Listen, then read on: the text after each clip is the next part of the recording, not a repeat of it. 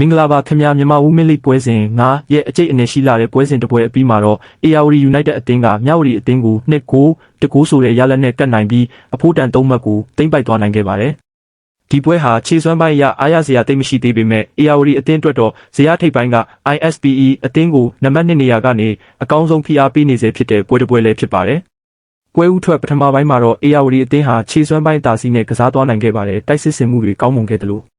ပွဲချိန်23မိနစ်နဲ့ပထမပိုင်းရဲ့နာကျင်အချိန်ပို45မိနစ်ကျော်မှာတိုက်စစ်မှုစီစာရှင်ရဲ့တွင်းဂိုးတွေနဲ့တင်ပထမပိုင်းမှာတင်2ဂိုးပြတ်ဦးဆောင်ထားနိုင်ခဲ့တာပါဒါပေမဲ့ဒုတိယပိုင်းပြန်စမှာတော့ပွဲကအလှည့်ပြောင်းတွေနဲ့အတူပြင်းထန်လာခဲ့ပါတယ်ဒုတိယပိုင်းစမှာတင်မြဝတီအသင်းပင်နယ်တီရရှိခဲ့ပေမဲ့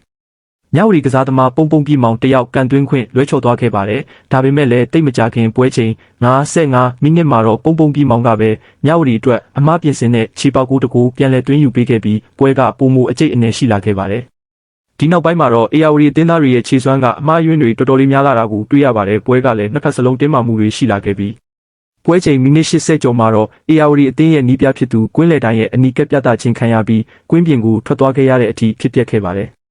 ပွဲပြီးခါနီးတိုက်စစ်ပိုင်းမှာလည်း ARD အသင်းရဲ့ကျောနံပါတ်9စုစုခင်တယောက်အပိုင်ကောင်းတိုက်ခွင့်တွေရခဲ့ပေမဲ့လွှဲချော်ခဲ့တာကြောင့်ပွဲပြီးမှာတော့ ARD ကမြဝတီကို2-9နဲ့ပဲအနိုင်ရရှိသွားခဲ့ပါတယ်။ ARD အသင်းအနေနဲ့နိုင်ပွဲရခဲ့ပေမဲ့ဒုတိယပိုင်းခြေစွမ်းပိုင်းရအမှားများခဲ့တာကြောင့်အားရစရာတော့တိတ်မရှိသေးပါဘူး။ဒါပေမဲ့လည်းလက်ရှိအချိန်မှာတော့ချန်ပီယံပြည်လမ်းကြောင်းပေါ်က ISPE အသင်းကိုနံပါတ်2နေရာကနေကောင်းကောင်းကြီးဖိအားပေးထားနိုင်စေဖြစ်ပါတယ်။